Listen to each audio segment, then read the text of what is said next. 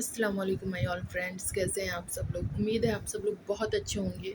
और आज मैं जो बताने जा रही हूँ वो है कि अगर आपका लाइफ पार्टनर आपको धोखा दे रहा है तो आपको उस चीज़ में क्या करना चाहिए।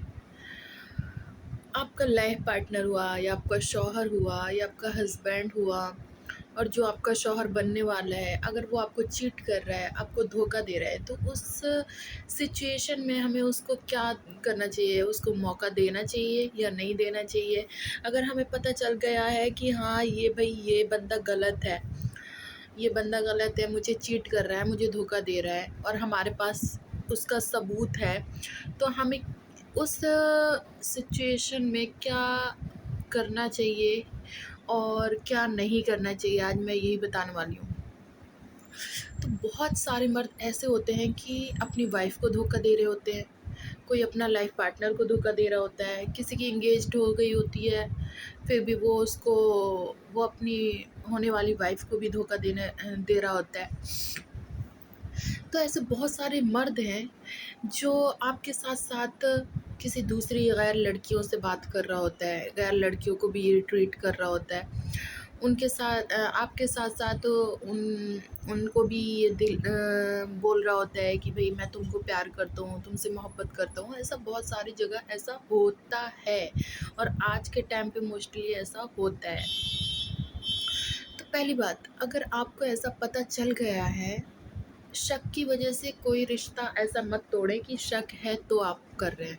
अगर शक है तो आप उसका प्रूफ निकालें, उसको पहले अच्छी तरह समझ लें कि हाँ ये वाकई में गलत है या नहीं है, उसके बाद कोई डिसीज़न लें। तो अगर आपको लगता है कि हाँ आपको पता चल गया कि ये बंदा गलत है, मेरे साथ चीट कर रहा है, पहली बात मैं बताती हूँ फर्स्ट कि अगर आपका पार्टनर, जैसे कि अगर आप इंगेज्ड हैं और आपका पार्टनर आपको चीट कर रहा है, तो आपको सबसे पहले अपने माँ बाप को बताना चाहिए। और उसके ख़िलाफ़ अगर आपको कोई सबूत मिला है, या फिर आप उसको सामने बैठा के ये बताएं कि हाँ भाई हमें आपके बारे में ऐसा ऐसा पता चला है, और आप ये क्या है क्या नहीं है। देखिए, अगर वो आपको अभी चीट कर रहा है, ठीक है, अगर वो आपसे प्यार करता होता तो आपको चीट ही नहीं करता। पहली बात, वो आपसे प्यार नहीं करता तभी आपको चीट किया ना। अगर आपको वो एक बार चीट कर रहा है तो हमारी क्या गलती हो जाती है। मोस्टली लड़कियां क्या होती हैं ना, बहुत ज़्यादा प्यार में ऐसे पागल हो जाती हैं कि उनको अपना जो आगे का फ्यूचर है ना वो नहीं देखती हैं। वो उनको ये लगता है कि नहीं भाई ये अभी सुधर जाएगा, इसके साथ ही रहना है। लेकिन वो क्या होता है, वो गलत होता है। हम जो दूसरा चांस देते हैं ना, वो गलत होता है। पहली फर्स्ट बात तो ये है कि हमें ये समझ लेना चाहिए कि अगर ये हमसे प्यार करता होता तो भाई ये दूसरी लड़की के पास जाते ही नहीं। ये हमसे प्यार नहीं करता, तभी तो ये जाके दूसरी लड़की के पास बात किया ना। तो इसी तरह से अगर आप दूसरा चांस दोगे तो वो दोबारा भी ऐसी हरकत कर सकता, दोबारा भी ऐसी हरकत कर सकता है। आप कितने बार माफ़ करोगे? एक बार माफ़ किया, 2 बार माफ़ किया, 3 बार माफ़ किया। फिर आपकी क्या होता है कि आप जब एक रिश्ते में बन जाते हो ना, जो कि शादी का रिश्ता होता है, फिर उसके बाद आप कुछ नहीं कर सकते। आपकी लाइफ़ पूरी बर्बाद हो जाती है ना? और शादी के बाद भी ऐसा अगर कुछ बहुत सारे हस्बैंड करते हैं, पहली बात तो ये करना नहीं चाहिए, क्योंकि इससे वो सोचता है कि हमारी ज़िंदगी बहुत अच्छी हो रही, नहीं, उसकी भी ज़िंदगी पूरी ख़राब होती है। वो हस्बैंड है ना जो शौहर, उसकी भी पूरी ज़िंदगी ख़राब हो जाती है। तो पहली बात तो वो करना ही नहीं चाहिए। अपने जिसके साथ हम हैं, जिसके साथ हमारा रिश्ता है, हमें उसको ही निभाना चाहिए अच्छे से। अगर आपको लगता है कि हाँ मेरी वाइफ़ में ये कमियाँ हैं, उसको बताएँ बैठ के, भई मुझे ये चीज़ अच्छी नहीं लगती आपकी, मुझे ये चीज़ अच्छी नहीं लगती आपकी, वो ये चीज़ सही करो। तब जाके वो अगर सही नहीं करे तब आप सोच भी सकते हो। लेकिन कोई भी वाइफ़ को ऐसे चीट ना करें, या कोई भी लाइफ़ पार्टनर को अपना चीट ना करें, ताकि उससे क्या होता है ना कि एक जो बंदी है ना वो डिप्रेशन, इतना ज़्यादा टेंशन ले लेती है, वो डिप्रेशन में चली जाती है, वो मेंटली डिस्टर्ब हो जाती है। वो इतनी मेंटली डिस्टर्ब हो सकती है कि वो सुसाइड भी कर सकती है। तो इसलिए आपको ये नहीं करना है। आपको अपनी वाइफ़ को, अगर आपने उसका साथ पकड़ लिया है तो आपको ज़िंदगी भर साथ देना है। क्योंकि आपकी जो गर्लफ्रेंड वगैरह है ना, वो साथ देने नहीं आएँगी आपके सुख और दर्द में। जब आपको तकलीफ़ या आपको कुछ होगा ना, तो सेवा करने के लिए या आपकी अच्छा करने के लिए आपका सिर्फ़ और सिर्फ़ आपकी वाइफ़ होगी साथ।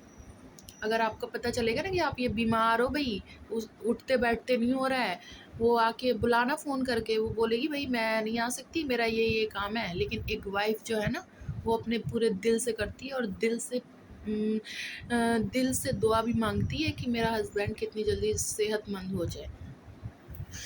और अगर आपके साथ ऐसा होता है, तो मैं तो कहती हूँ शादी के पहले ऐसा हो रहा है, तो आप बिल्कुल उसको दूसरा चांस ना दें, बिल्कुल भी ना दें।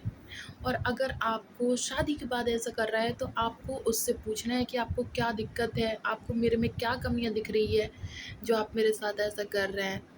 तो वो बताएगा अगर आपसे वाक़ई में प्यार करता है। और अगर प्यार नहीं करता है, उसको ल आपको दूर करना ही करना है, तो वो कुछ भी आप कर लो, वो दूर जाएगा ही हर हालत में, कुछ भी आप कर लो। तो ऐसे सिचुएशन में उसको उसको बिल्कुल चांस नहीं देना, क्योंकि आपकी ज़िंदगी पूरी बर्बाद ही होने वाली है और कुछ नहीं। आपको क्या करना है कि अगर वो समझता है, ठीक है, 1 बार समझा दे, 2 बार समझा दे, 3 बार समझा दे, क्योंकि वो आपका शौहर है। नहीं समझ में आता है उसको, फिर भी वही-वही हरकत करते जा रहा है, तो आप अपने बड़ों के साथ मशवरा करके आप उससे अलग हो जाएँ।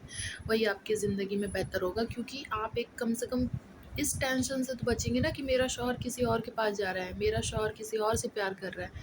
कम से कम आप अकेले हो जाएँगे, तो अकेले इतना आपको इतना टेंशन नहीं होगा, फिर वो कुछ भी करे, कुछ भी नहीं करे। लेकिन अगर आपके सामने वो ऐसा करेगा, तो आप बिल्कुल बर्दाश्त नहीं कर पाओगे। तो आज की मेरी टॉपिक यही थी, और मैं तो सारे मर्दों से यही कहना चाहती हूँ और औरतों से भी कहना चाहती हूँ जो ऐसा करती हैं, क्योंकि औरतें भी ऐसा कुछ करती हैं और आदमी भी करते हैं।